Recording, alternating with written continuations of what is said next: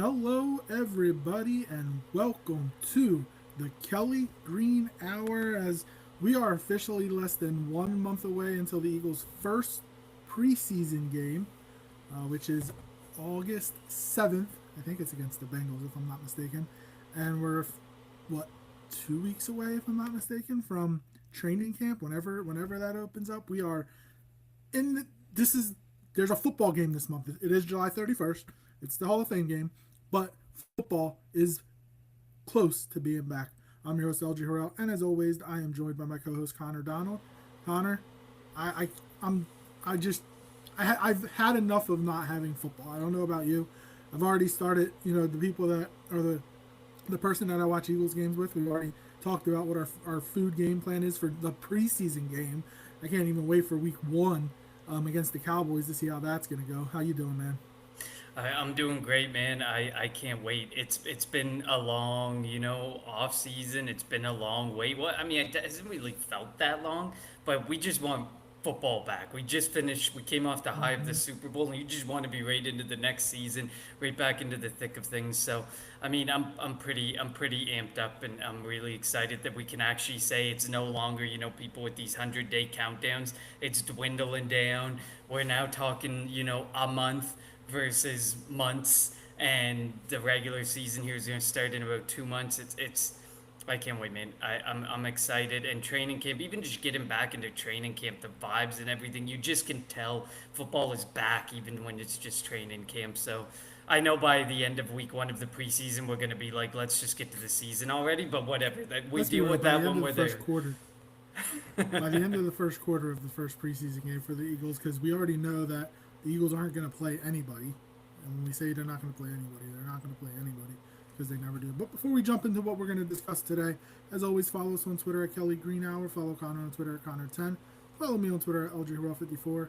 And follow Eagles Pinpool Network on Twitter, YouTube, and Facebook, and wherever you get your podcast at Eagles Pinpool Network. And if you're joining us live, let us know. We have a chat. This is a new feature, or not a new feature. I mean, a new site that we're using. So we're still trying to get used to it. But yeah, we're going to be discussing our way too early 53 man roster for the Eagles. As I mentioned, the first preseason game is August 7th against the Bengals at the Link, and then week two, August 16th against the Cleveland Browns. They're actually going to have a joint practice with them leading up to that game at 1 p.m. at the Link, and then they finish off August 22nd in Jersey against the Jets before kicking off week one, September 4th, where they raise the banner in front of Jerry Jones and the Dallas Cowboys, which obviously we can't wait to rub it in their face. So that's going to be nice, nice to do. But as we were saying, we're going to discuss our way too early 53 man roster. And I've actually had this written out, I think, for like 3 weeks now. I had to make one adjustment because I thought we were going to get, I'll say this, I thought we were going to sign Jair Alexander. We obviously did not. So I needed to make a change there. But I don't know about you, Connor, before we jump into this. I think that there's probably 35 to 40 locks on the roster. And the Eagles are just going to have to try to figure out the back end of the roster. Maybe some special teams guys, some depth at key positions. But, I mean, we're talking about a roster that is set. I think it's easy to say. This is a roster that we know 10 of the 11 starters on offense. The defense is a little bit different. Obviously, they got to replace like 4 or 5 guys, but we know primarily who is going to be on this team. Yeah, I agree with you. When I was putting together my 53 man, it was, I mean, I think you're generous in saying about 35. I think I was closer to like 45 locks. And then it was just kind of closing the gap on that final like not 8 9 guys and figuring out, okay, we got all these guys who are predominantly special teamers. Which ones are going to stand out? Which ones does the team like? And I think it's going to come down to who can be put into more of the situations. We moved on from Britton Covey for a reason because he could not ever be put in on offense and be relied upon. And then he was only really reliable as a punt returner. Like we didn't even use him that much as a kick He was returner. a crash test dummy. Exactly. So I mean, I think at the end of the day, Which, by the it's way, and not to cut you off, Do you know what number the Rams gave Britton Covey? No, I don't They think I gave him did see number that. 10. Do you know who Oh, was number 10 before him? Henry Cooper Cup. Ruggs. Oh, I thought it was Henry No, Cooper. Ruggs. No, Oh, that's the Raiders. That's the Raiders. But he's with the Covey's with the Rams. But yeah, I can't believe they gave him Cooper Cup's number. I just thought that was interesting. that's a Sorry, yeah. I didn't mean to That's interrupt. a tough love approach for sure. But yeah, I mean, I think it's pretty locked in, and like knowing the way that Howie works, especially with drafts, he's not one to give up on his draft picks after 1 year. So, or after drafting them in the off season prior. So those 10 guys, I almost give it as a lock that at least 9 or 10 of them are going to end up making the roster as well. Um, so just knowing like the team and how it's built, I felt I was pretty locked up at 45 guys. So, and then it only came down to the others and thinking in my mind, can any of these guys go out there and be defensive players or offensive players, or are they purely special teams players? And if they're purely special teams players, are they able to do it on in all facets of special teams? So that's really how I ended up narrowing it down. There's a couple ones, like there was a couple I had a hard time parting with, but I mean there's only a couple that I think might be tough ones. I know that come the preseason everyone's gonna pile it on and be like, how are we gonna cut, from 90 to 53? It happens every year. Everyone thinks we have like the most depth in all of the NFL, but in looking at it, maybe we do have some really good depth, but I thought it was easier than usual to put this together, and that probably is coming off the Super Bowl victory. So Yeah, and I thought that the biggest difficulty for me was which position did I want to add depth to. Like I had primarily had the set guys, and then it came to okay, now do I want an extra end? Do I want an extra tackle, linebacker, offensive lineman, receiver, and stuff like that. All right, so let's jump into this. We're going to start, I think, at the easy position. We're going to start on the offensive side of the ball. We'll start at quarterback. I have the Eagles keeping three. No shock, Jalen Hurts and Tanner Key. And I guess they're going to keep Kyle McCord. It wouldn't shock me, though, if they kept two and the third one is just on the practice squad, whether it's McCord or DTR. But that's what I have. But right now I have three, and it wouldn't take much convincing if I needed to add at a different position or keep more depth at a different position. Getting rid of Kyle McCord and adding that person and letting McCord or DTR be on the practice squad. yeah, I was the same. I had Hurts, McKee, and McCord. I kept it at three. I think Dorian Thompson Robinson, he had a chance. And then as soon as the Eagles drafted a quarterback, it automatically put him at the very back of the line. And while it was a savvy move to move on from Kenny Pickett and do this swap of picks and get DTR, I agree with you. It's rare to see Howie give up on a pick, and it depends if Howie thinks that there's other teams out there that think McCord is a good guy to drop in as their emergency third quarterback, how much risk that might be to leave him out there for the waivers. But I agree with you. Like, if injuries don't fall the way the Eagles want. Right now we think Nakobe Dean will obviously start on pup. Will Jihad Campbell start on pup or not? We got to figure out these injuries and who's going to be able to make the roster and what space that leaves on the roster. But I agree with you. If Howie sees it as safe, I could see them going with two and letting McCord go if they feel he'll get through the waiver wire. But they're really smart with their quarterbacks as well. So they would be able to find another quarterback and probably be quite content with their emergency third quarterback either way. I just find it hard to believe that Howie would give up on McCord or not keep McCord on the roster. Yeah, and if there's a team that prioritizes the backup quarterback, unlike any other team in the NFL, it is the Eagles. They won their first Super Bowl with a backup quarterback, and Jalen Hurts, as good as he is, the last couple of years he has missed a couple of games, whether it was to a shoulder injury, to a concussion, and whatnot. So they definitely want to have multiple options, and Tanner McKee is finally getting that shot to be the backup. Let's go to the running back position, and we'll let you start us off there, Connor. Do you want me to do running back and fullback? Should we combine that? That's how I did it. I combined Okay, them. perfect. Okay, I'll combine it then. So I got Saquon Barkley, Will Shipley, AJ Dillon, Avery Williams, and Ben Van Sumeren. Saquon Barkley, Will Shipley, obviously. AJ Dillon, I'm on the fence about. If he can come out and show that, he can be reliable, that he's healthy and he's good to go, and he can eat some of that early down work, take some of that or take some of that short yardage work off of Saquon Barkley's back, I can see AJ Dillon making the roster, but I was also heavily debating Montrell Johnson. Is it Johnson Jackson, the one that we got as a undrafted free agent? There's a world From where I can Florida. see him. Yeah, from Florida. Yep.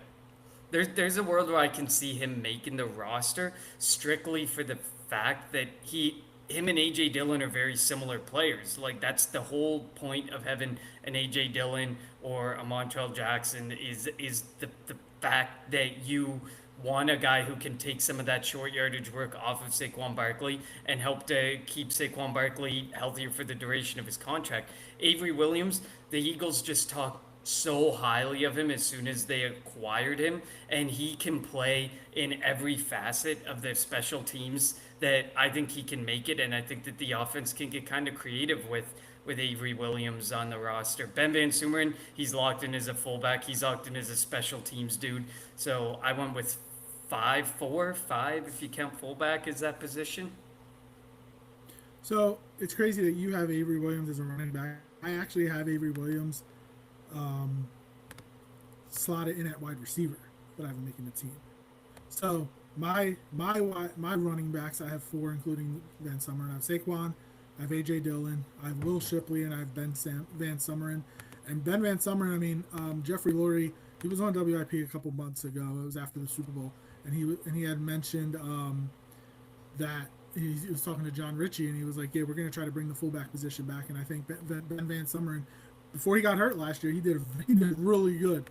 So I mean, he's going to make the team, and we'll see how much they use him. But Saquon Barkley, I'm going to be intrigued. Obviously, he's not going to play in preseason. They're going to keep it easy in camp. How does he start the season? He had a lot of carries last year. Is he going to come out and, you know, is he going to just hit the ground running, or is it going to be a slow start? A lot of people anticipate it being a slow start. He's not going to have 2,000 yards rushing again, most likely. If he does, it's crazy. But this is where the depth at running back is going to be key. If AJ Dillon is healthy and can stay healthy, I think he's like you have Saquon Barkley running at you all day, and then you have AJ Dillon, who's probably bigger than Saquon Barkley and has power. So it'll be interesting to see, like, if you're a defense and you had to try to tackle Saquon all day, and then he comes out, and then you're like, oh, thank God, and then boom, here comes AJ Dillon. Like I would not want to be a defense when that happens. Adam, thank you for joining us. He says he's not in love with Shipley, but he's looking forward to AJ Dillon, and that's as long as Adams exploits. Thank you. That's as long as he's healthy.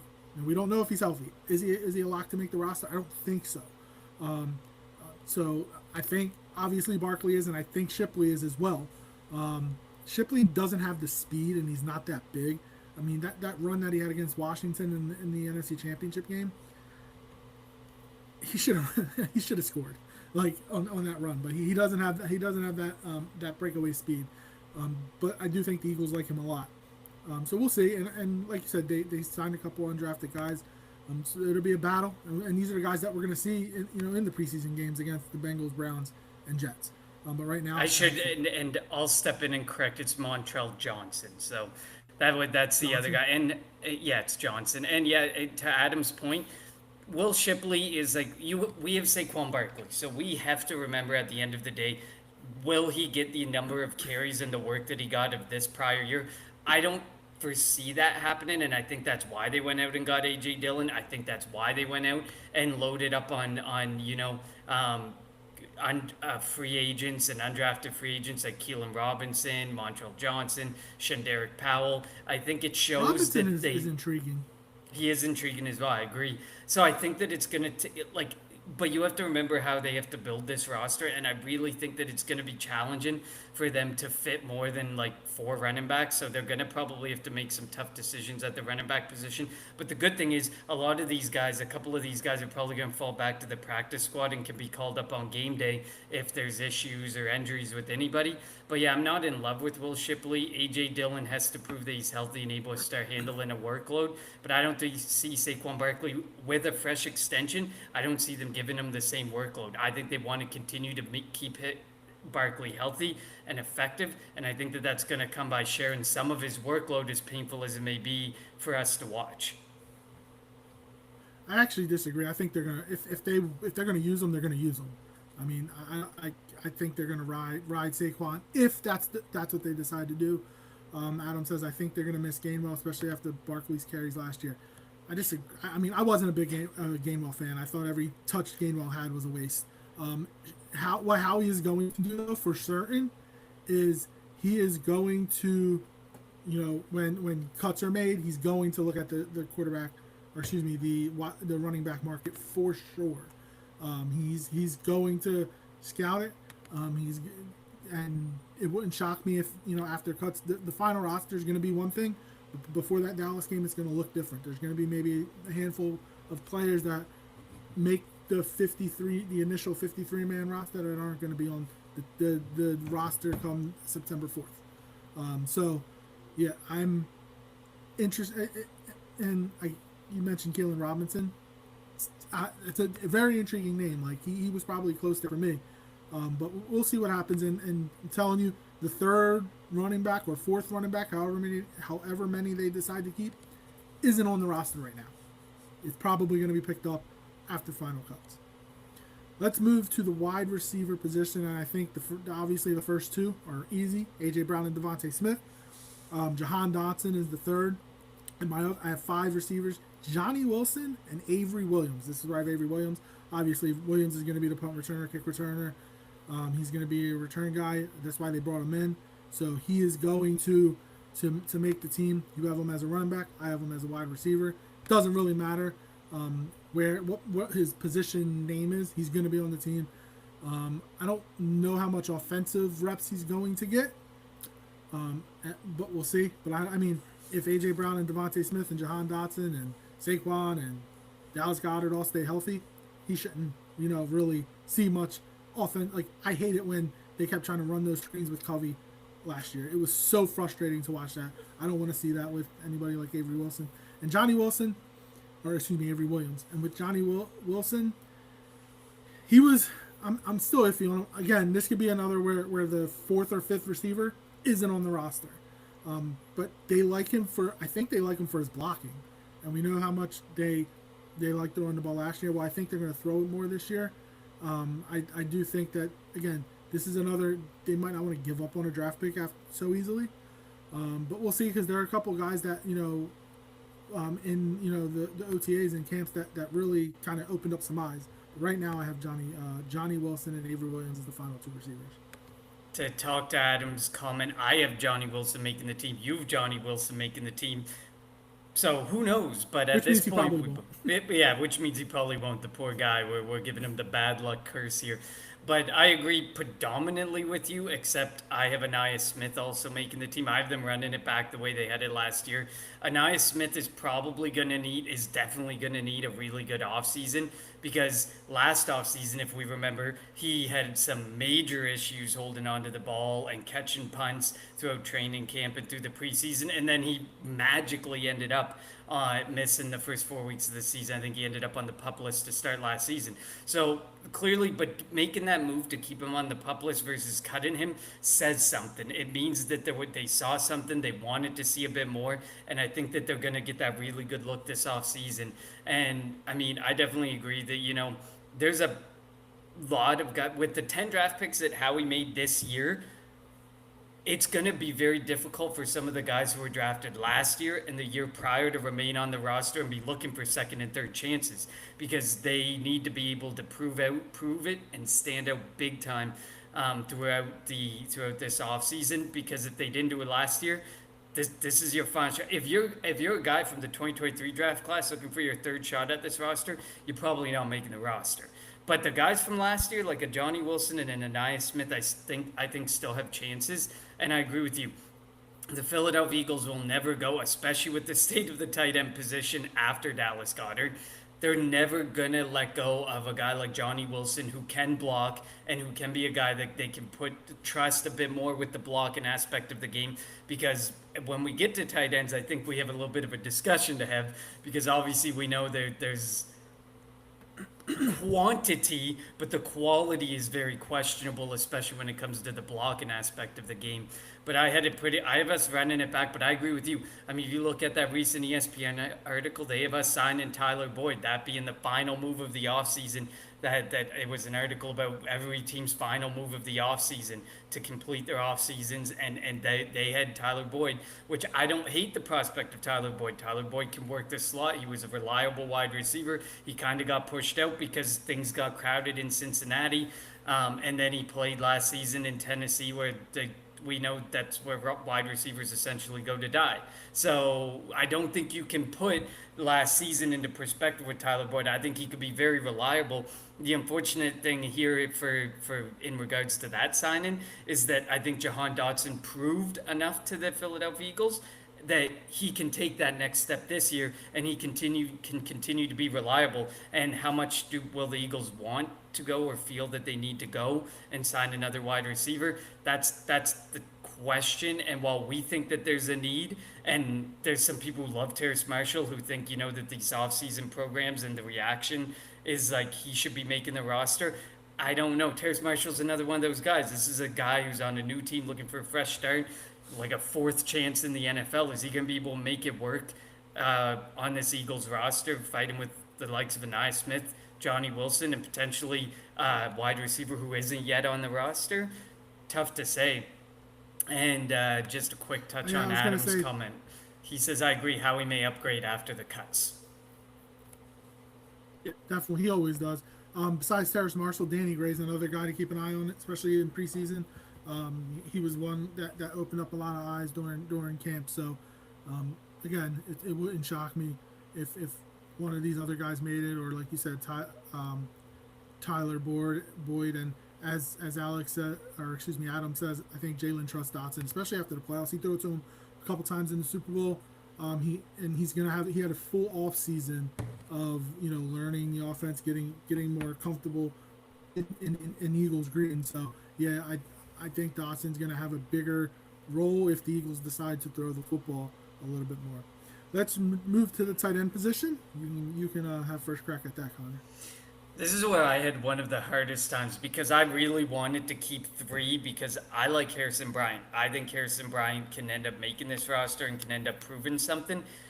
It just didn't fit the build of the roster and trying and knowing the Howie mentality and the mindset.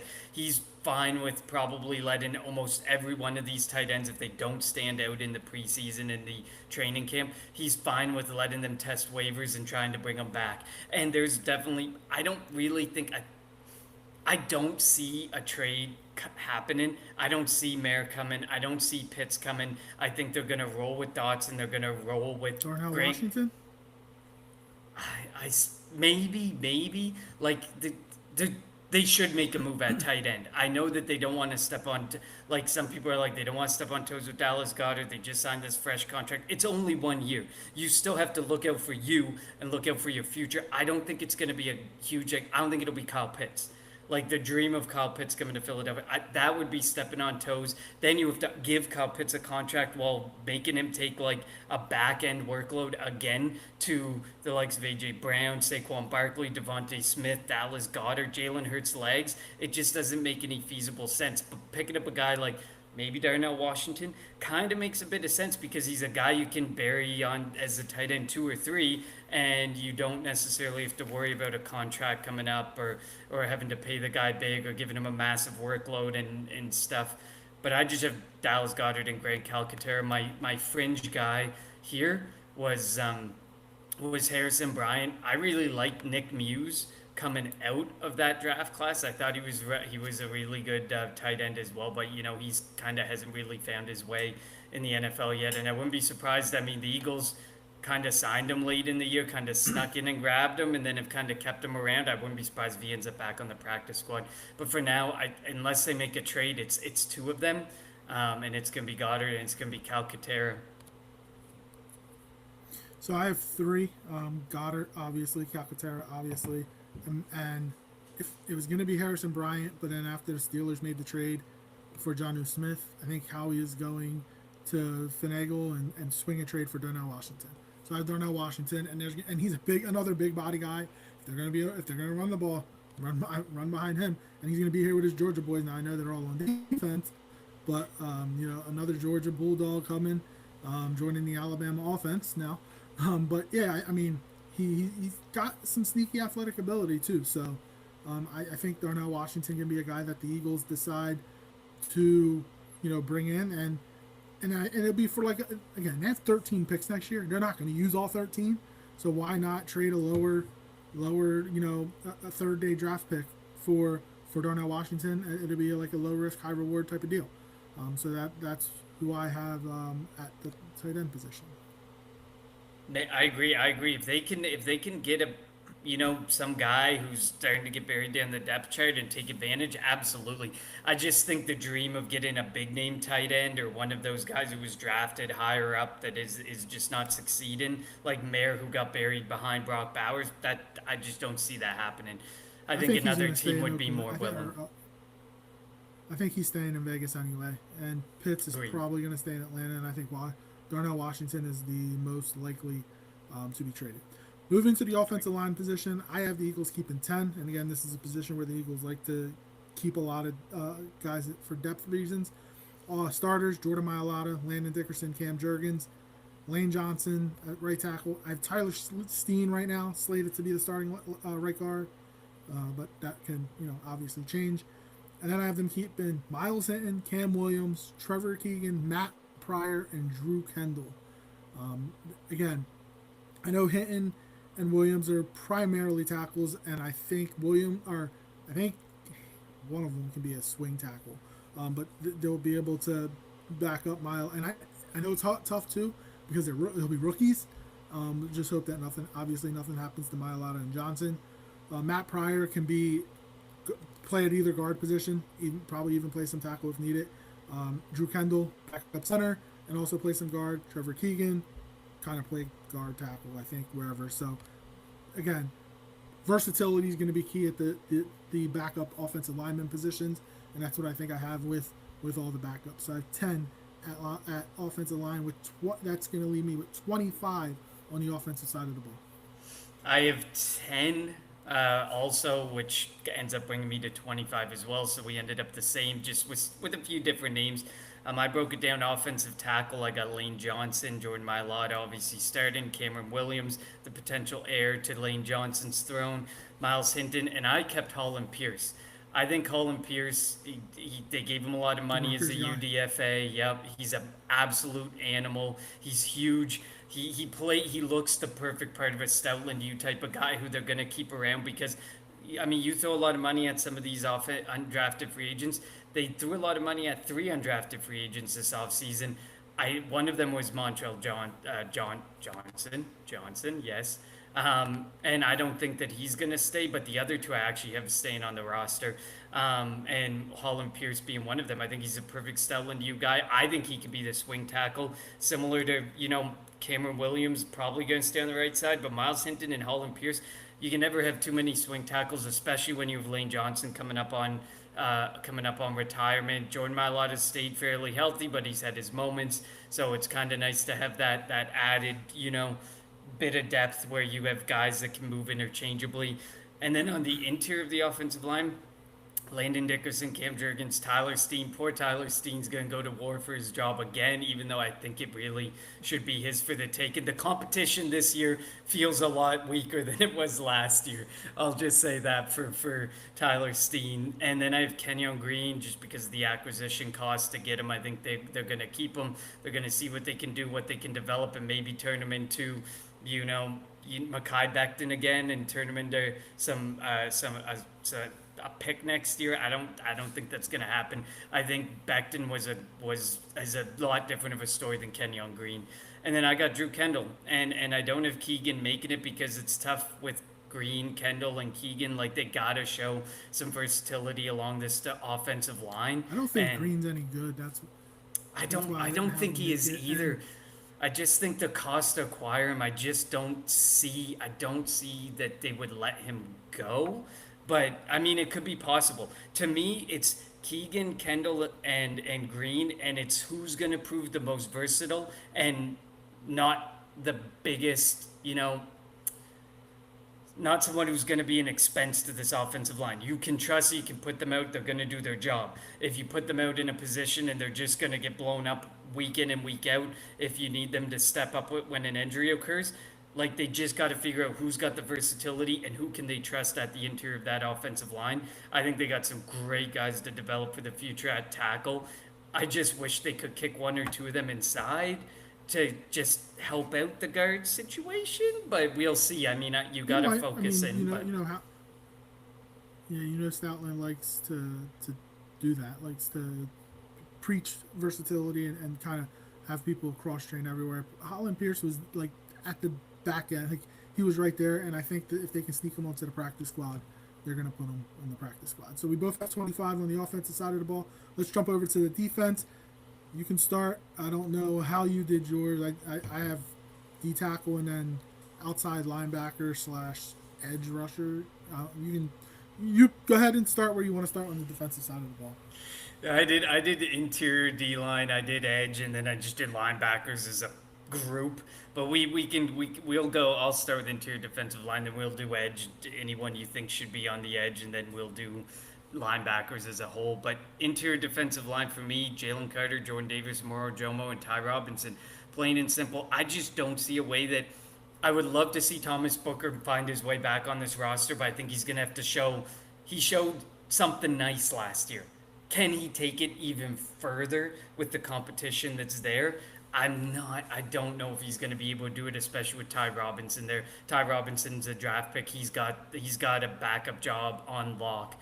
But going in with that many interior defensive linemen, I anticipate that they're going to probably bring a couple in back on the practice squad, or a handful on the practice squad, because that is a light interior defensive lineman when you think that three of them are constantly going to be out there, and you only have one backup essentially. So, and Jordan Davis can't play 90% plus of snaps. We know he's a 50% type of guy. So that puts a lot on Moro Jomo and Ty Robinson. It'll be interesting if an interior defensive lineman's able to stand out above the crowd.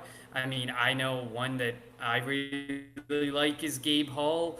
The Eagles have really held on to Byron Young. They must see something. They must feel something with Byron Young, because they picked him up last year during the season and kept him away from other teams. They kept him off rosters as an inactive player. So I think it'll be very interesting to see what goes down between Booker, Young, and Gabe Hall. And I wouldn't be surprised if they sneak a fifth interior defensive lineman on the roster if one's able to show out. I actually have the Eagles keeping 5: Jalen Carter, Jordan Davis, Moro Jomo, Ty Robinson, and Thomas Booker. I was able to fit them on my roster. Again, depth. We know Jalen Carter is going to play 85+% of the snaps. Moro Jomo is probably going to try to fill the Milton Williams role. And you're going to need somebody to fill the Moro Jomo role from last year. That could be Thomas. That could be Ty Robinson. That could be Thomas Booker. Again, building depth. Who knows what's going to happen with Jordan Davis? They decided to keep his 5th-year option. So they feel like they have something with him still. They still trust him. So I was able to get 5 defensive tackles, or 5 interior defensive linemen on my roster. Jumping to edge / outside linebacker. I hate the 3-4, by the way, but this is what we're doing. Nolan Smith, Jalix Hunt, Aziz Ojulari, who I love to pick up, Josh Uche, I think they're going to keep. I think he's going to show a little bit something this preseason. And Antoine Powell-Ryland, I think he has a really good shot at making this roster. Now he's not going to. I don't think he's going to be as good as Jalix Hunt was last year, but I think he's going to progress as the year goes on and be able to build some depth. I think Nolan Smith is going to be he's going to take a step. We know that after next season, Jalen Carter is going to get a monster contract. I think Nolan Smith is going to get a contract too. Obviously, it won't be as big, but they're going to do what they can to keep him. This is a very young edge room. Very young edge room. It wouldn't shock me if they decide to bring in some type of veteran.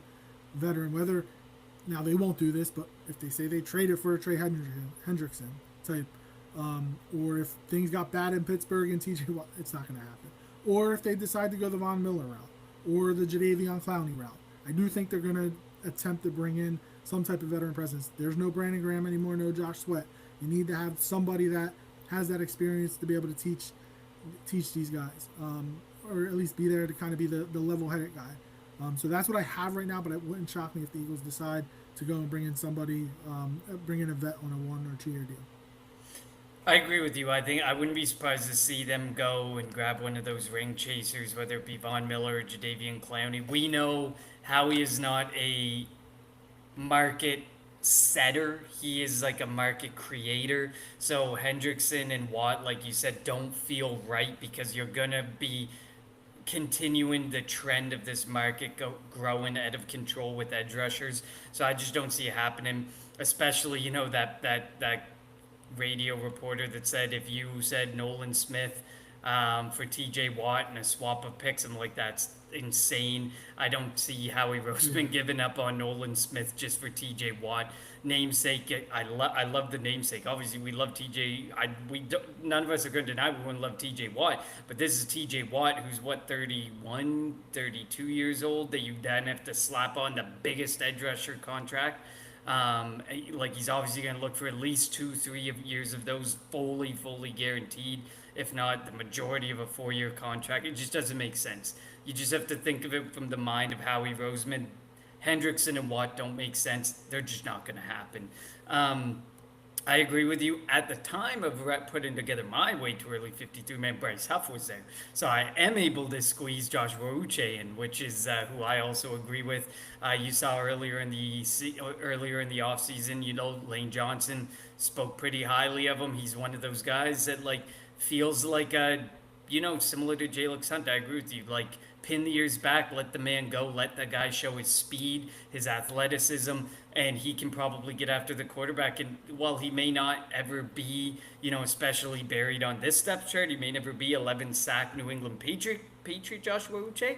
But if you can go out there and you can get 5 or 6 sacks to complement a Nolan Smith going for 10 plus, a Jalix Hunt going for the 10 area, and Azizo Jalari getting in the 6 to 8 area, it's fine to be a guy like Joshua Uche who can go and grab 5 or 6 sacks if possible. And then I got Antoine Power Ryland as well. It's a draft pick thing. It's a draft capital thing. He was highly productive. I think if you're and Howie loves that. If he's not getting a value out of it, he's just going to go for an extremely highly productive player with a certain draft pick, and that's what he did with Powell Ryland. He could be a guy that I could see going out there and giving 5 or 6 sacks in a really light rotational role, just because he had such great production throughout his college career.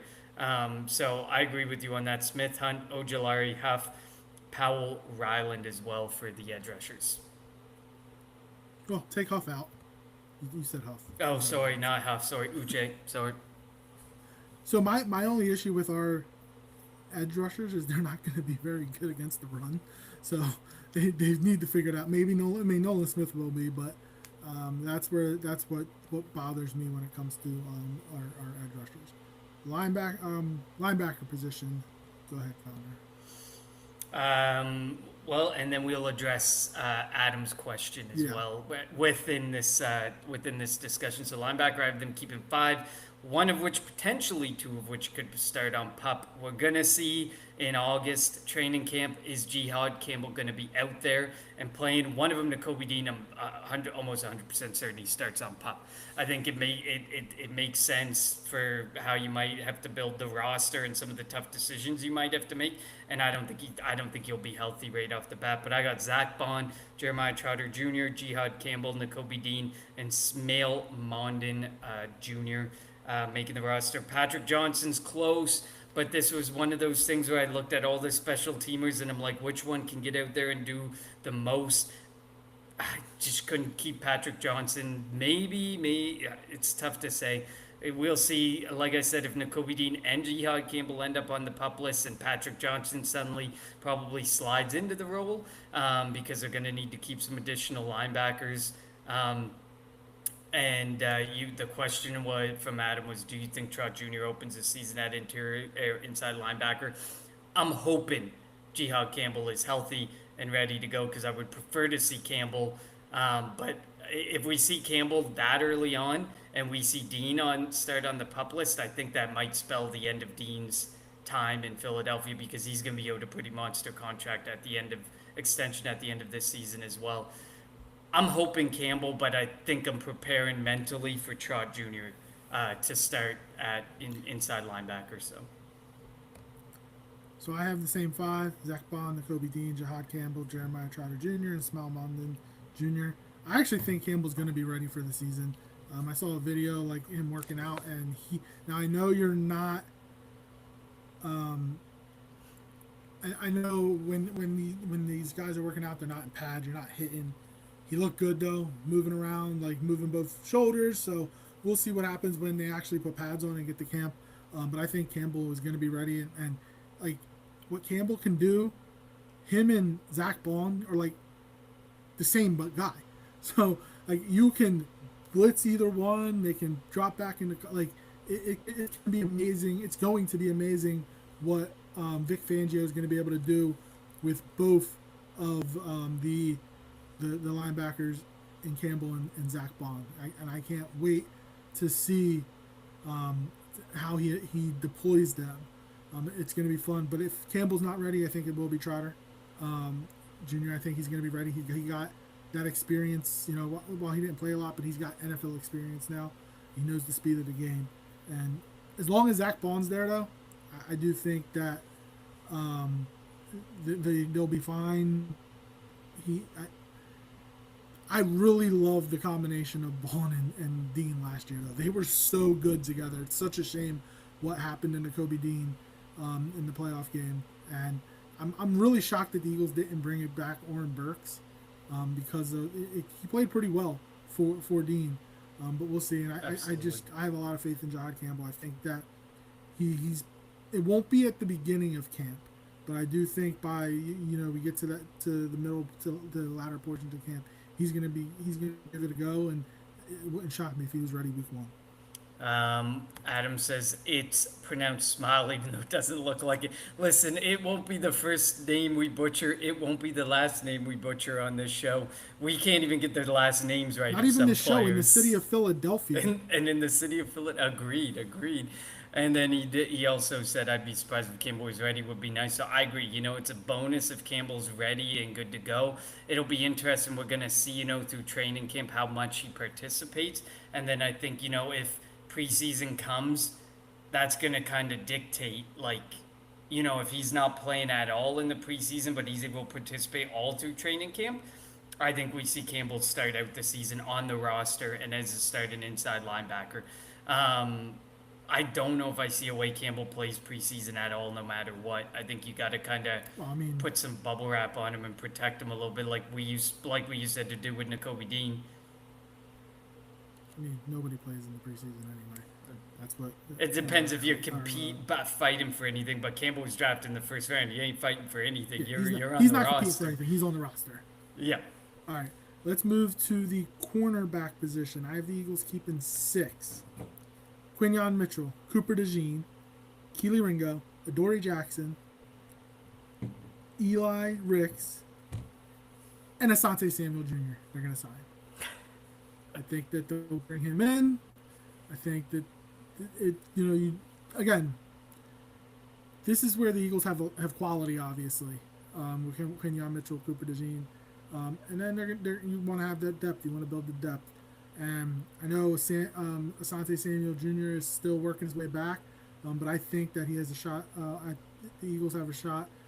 Again, I thought it was going to be Jair Alexander. He ended up going to Baltimore, wanted to play with Lamar again. But yeah, I do think that they're going to bring somebody in. They're probably going to wait, see how the first preseason game or two goes. Quinyon won't play. Cooper won't play. Keely's going to get a lot of playing time. Adoree Jackson's going to get a lot of playing time. These young guys, Eli Ricks is going to get a lot of playing time. I do think signing Asante Samuel doesn't really necessarily spell doom for a guy like Keely Ringo, but I just think it provides depth. So I'm going with Mitchell, DeJean, Samuel Jr., Ringo, Jackson, and Ricks.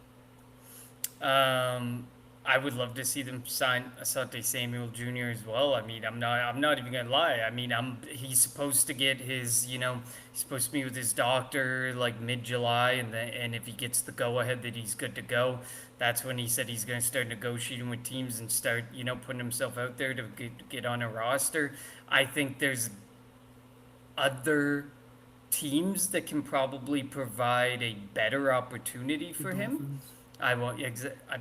And I mean, that's just one of many. I think the Philadelphia Eagles, if you're looking for opportunity, we're probably going to be a bit further down the list because this team, we just came off a Super Bowl. If you want to try and join a team going to repeat the Super Bowl, build up your market value for next year. I mean, we showed that we could do that, and we did it with a bunch of players this past season. So I got Kenyon Mitchell, Cooper DeJean, Keely Ringo, Adoree Jackson, Eli Ricks, and I got Mac McWilliams. I just don't.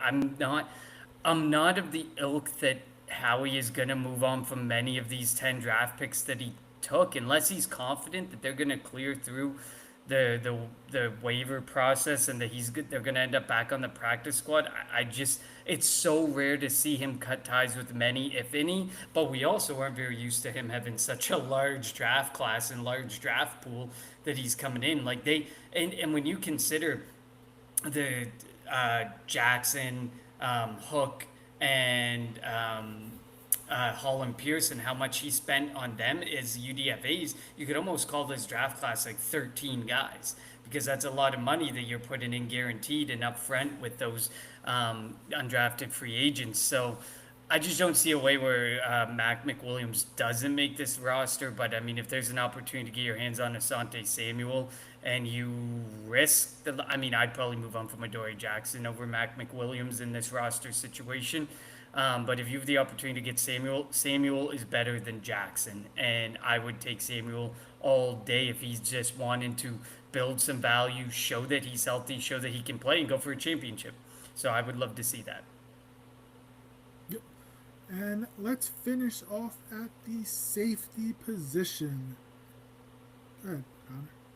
Don't disrespect those three special teamers that are so obvious that it hurts. But Oh yeah, that's yes, true. we'll go to the safety position. I got Sidney Brown, Reed Blankenship, Andrew Makuba, and Maxon Hook. I have them keeping Hook. He was the guy that they spent the most undrafted free agent money on. They threw $200,000 in guaranteed money at him. Great friends with Kenyon Mitchell. I think what was it? He bunked with Kenyon Mitchell when they were at Toledo. I just don't. I feel like that's like a play at, and he was a very good special teams player too, and a ball hawk. So like I feel like those are some of the things that we don't have in the room with some of the safeties that we have. Of course, we don't know what we have in Andrew Makuba, but as people will probably know, we are not the world's biggest Reed Blankenship fans, and Reed Blankenship and Sidney Brown are very similar players. I like Sidney Brown. He's from Canada. Hello. Like, we need more Canadians in the NFL. But at the same time, Sidney Brown and Reed Blankenship are very similar. So I struggle at times to, like, I like Makuba. I think Makuba is going to be the safety too. They're going to make it a very fair and 50-50 battle between Brown and Makuba. Andre Sam definitely could make the roster as well. I just, and am not ruling out Justin Simmons. Justin Simmons is trying his hardest to just say, walk himself in the door to the Philadelphia Eagles organization. He's basically done it all, but sign a contract with Howie Roseman. So I mean, at the end of the day, I just don't see a world where they keep like five safeties. So like I mean, somebody like a Maxon Hook, if Justin Simmons gets to be on this team, Hook leaves for me. If Sam's the guy at the end of the roster, he's off the Well, roster for me. I would take also, Justin you got to Simmons over remember Cooper both. DeJean's going to play some safety as well. Exactly. Like, this is a team that's never really predominantly built their team with 5 or 6 safeties or found a significant value in the safety room because there's so much versatility and there's so many movable pieces and parts, especially in Vic Fangio's defense. I don't know. I don't see. I know people love Andre Sam. There's guys who are talking up Sam and Danny Gray. I just don't know if there's room for them on this roster. And kind of thinking about special teamers. Like I said, I want to see a special teamer who, through their career, has played kick return, punt return, and on the defensive side of the ball in those same situations. So I want them to be those types of players. So, and that's what I look Also, for in don't guys forget like. that a guy that got beat a lot last year, Tristan McCollum, because Vic Fangio likes him a lot. I think Fangio likes McCollum more than he likes Sidney Brown. I Because think they're gonna McCollum got have in there a tough. lot. They're gonna have tough decisions in depth on defense because they have a lot of good depth. I'm not sitting here saying that they all are would immediately be picked up through the waiver wire process. No, no, no. I'm not starting that. But they have some good depth and they have some guys that the team really likes. So that's the tough thing. Are you going to be able to pull the trigger on letting go of a guy you really like for a guy that may be equal or better and might be able to grow and mature better? Like, have we seen the peak with Sam and McCullum? Like, that's a tough decision. You paid Hook a ton of money. You've Sam, you've McCullum. They're special teamers. They're fan favorites. They're and coach favorites. It's going to be really interesting to see what they end up doing with that safety room. There's going to be, outside of Brown, Blankenship, and Makuba, I think a lot of them are going to get a shot to run wild in the preseason and show what they got. But yeah, and Adam says that Fangio mentioned him a lot, meaning McCullum. Yes, he has mentioned McCullum just a few times. Yeah. So I have forward safety, Reed Blankenship. Again, not the biggest fan, but he's probably going to get a contract extension. Sidney Brown, as Adam says, I wish Sidney was the athlete his identical twin is. Not a fan. Think he'll be a career special teamer. Yeah, he's more of a like a heat-seeking missile. He kind of just rather hit somebody than kind of play the ball or whatever. So again, he's going to be there. Andrew Makuba, second round pick. Hopefully he's better than what Jake Von Jarrett when we took him. I know it's different schools obviously, and Makuba was really good. He can also play some slot as well. And I have Justin Simmons. Yeah, I'm the one that's going with some free agency guys. I do think Justin Simmons will be an Eagle. And again, it's going to be after the first or second preseason game. They're going to want to see what they have with Sidney Brown, Andre Sam, Tristan McCollum, Andrew Makuba. Like, they're going to want to see all these guys, out there on the field. And I do think that Simmons will come in. He knows Vic Fangio. He knows Christian Parker. He doesn't really need to get acclimated. He just needs to get a little reacclimated with the defense. He doesn't need to learn it fresh, learn it from new.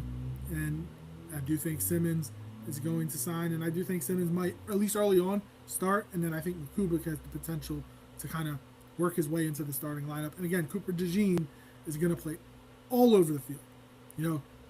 When they're in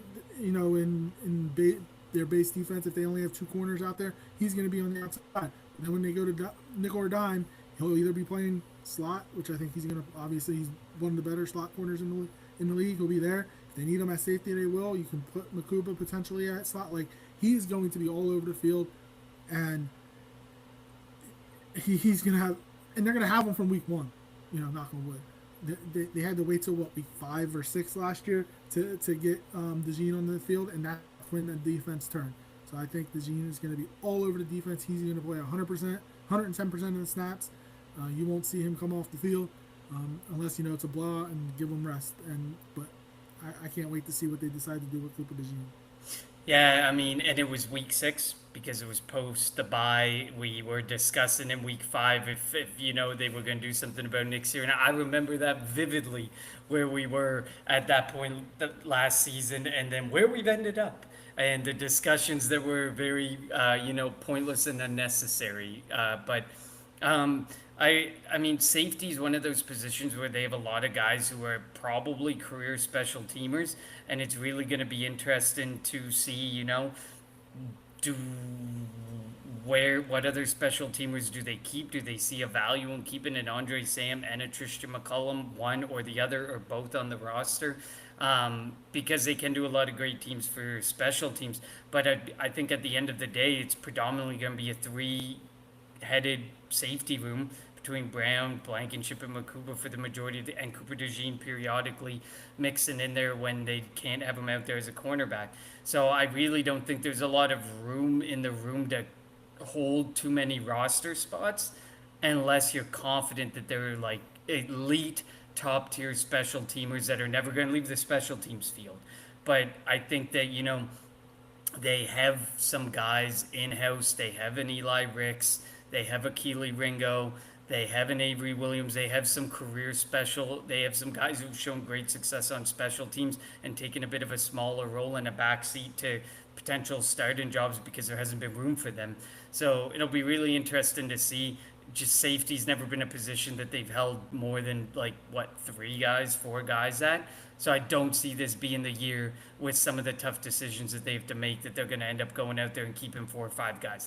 There's going to be some guys who've hyped up Terrace Marshall, Danny Gray, Andre Sam, who may be disappointed. Tristan McCullum, I'm leaving his name out because if Fangio mentions him a lot, if Fangio loves the guy, we know that Fangio has a ton of say in that final roster build, in those free agent signings, and in anything that's happened in that defensive room.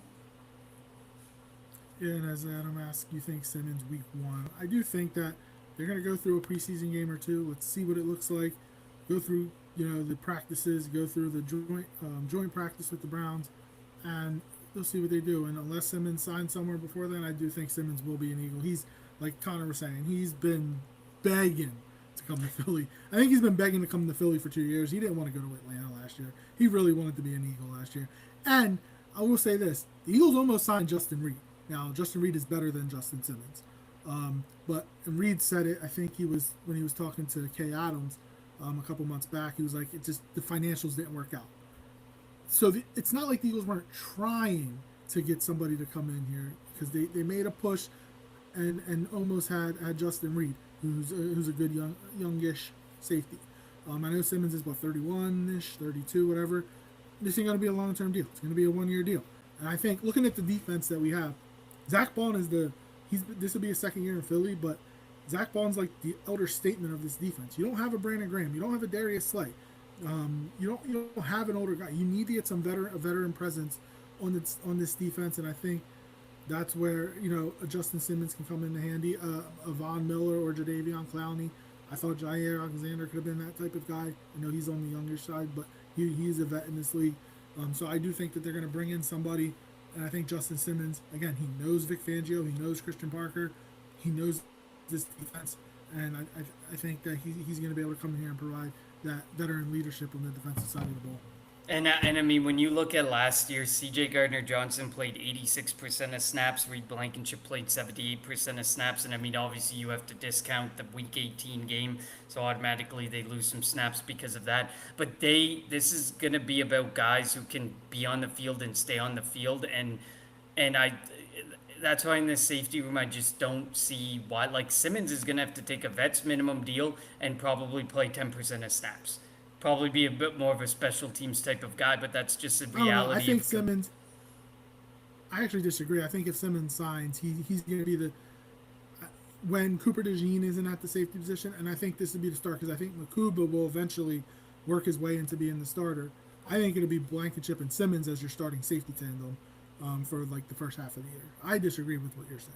I can't wait to see the safety. I know there's a lot of people who are like, right guards, this huge war that's going to go down again. I don't think it's going to be. I think it's Tyler Steen's job to lose, and he technically didn't even lose it last year. He just got injured, and it left the door open for someone else to take his job. Becton. For Becton, sorry, to take his job. Safety too is definitely the position battle to watch, because you know that the entire team is watching it. McCullum and Sam and those guys aren't even part of the discussion. I think it's a three-headed race for the starting two jobs, and if they're not really happy with Brown and they know they got Makuba on a rookie deal, I wouldn't be surprised to see Justin Simmons come in, because there's an opportunity to bring him in, and you're not really,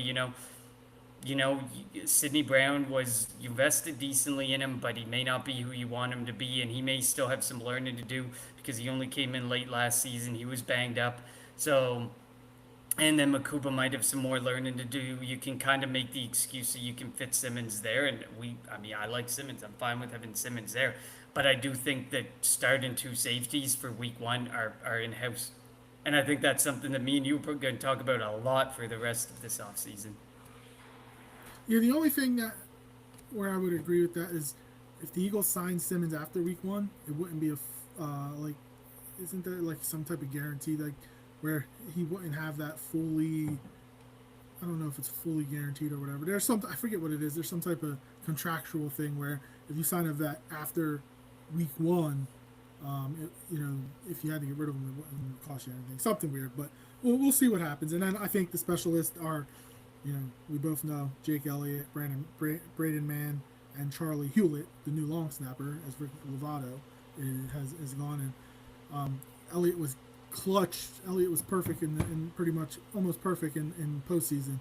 We'll see if he can have a better regular season. He didn't hit his first 50-yard field goal until what, the Super Bowl, whatever it was.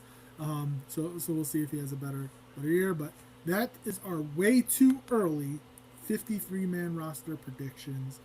We had some different variety, different. I kind of went on a couple of positions, whether it was a trade or free agency. I went a little different than Connor did, but whatever the roster is after when the initial 53-man roster comes out after the Jets preseason game, it's not going to be that way September 4th when they open the season at the Link against Dallas. We know Howie. We know he's got things up his sleeve. Probably not a Water Hendrickson type of deal, but we know he's always looking to improve this roster, make changes that are just going to position this roster to be potentially even better this year than last. That's his job. That's what he's responsible for. Tough, that team last year was freaking amazing. It absolutely was. I'm excited that we're barreling towards training camp. We have NFL football to actually talk about. I cannot wait. I think we are 2 weeks away, if I'm not mistaken. 2 weeks away from training camp opening for the Philadelphia Eagles. July 31st is the Hall of Fame game. August 7th is the Eagles' first preseason game against the Bengals at the Link. Cannot wait till we get to start discussing football. And as everybody remembers now, this is going into the regular season towards the mid part. The NFC East is the Hard Knocks, the in-season Hard Knocks division that's being followed. So we'll get to see the Eagles for the first time ever on Hard Knocks. It'll be interesting to see what intel we get from that. Thank you all for tuning in to our way too early 53-man prediction here on the Kelly Green Hour. As always, follow us on Twitter at Kelly Green Hour. Follow Connor on Twitter at Connor10. Follow me on Twitter at LGHurl54. Follow the Eagles Pinpool Network on Twitter, YouTube, Facebook, and wherever you get your podcast at Eagles Pinpool Network. Thanks for all the comments. We appreciate it. We will be back probably next week. I think we're going to dive into... Let's look at the... kind of want to look at the schedule.